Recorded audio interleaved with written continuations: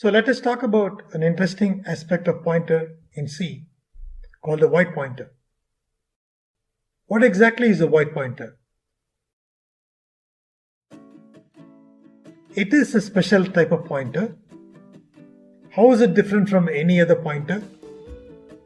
It can point to any type of variable, and the type of the pointer is determined during runtime. Typically, the void pointer needs to be typecasted to a normal type of pointer, through which the type of the pointer will be determined during runtime.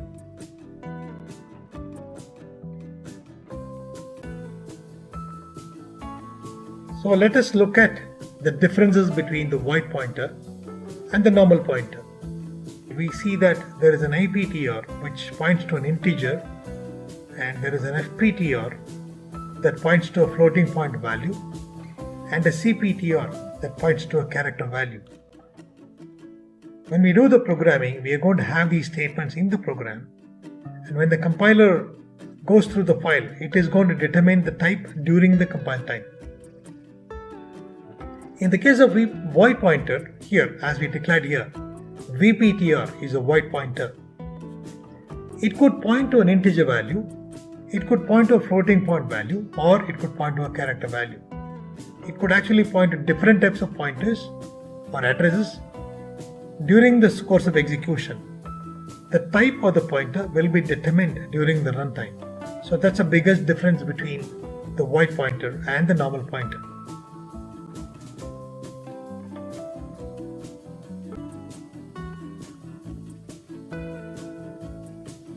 So let us look at the void pointer with an example. So we have the code where we have declared x as an integer with value initialized to 10 and float f with the value 20.5. And we have a function that takes type as the input, and it is declared that it will return a void pointer.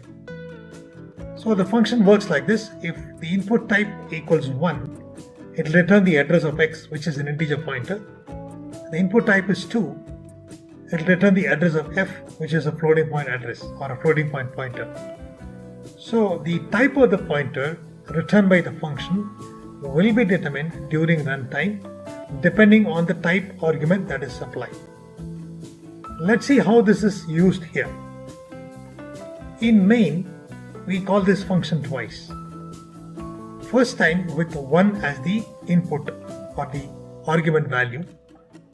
As we see here, we are typecasting the value returned by the function to int star, which means that the function is returning a pointer, but we're going to make it an integer pointer so that we can assign it to an integer pointer here. The XPTR is defined as an integer pointer. Similarly, when we call the function with 2, it is going to return the address of f, which is a floating point address. So here we are typecasting that address to float star, making it a floating point pointer. So the FPTR is a floating point pointer, as we see here.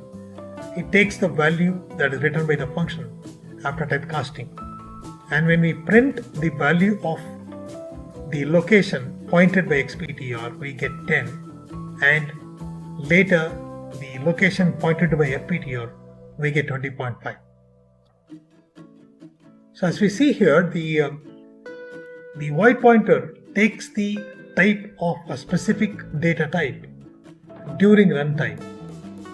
For this reason, void pointer needs to be used very carefully, because we could make some mistakes in assigning the void pointer to an illegal value.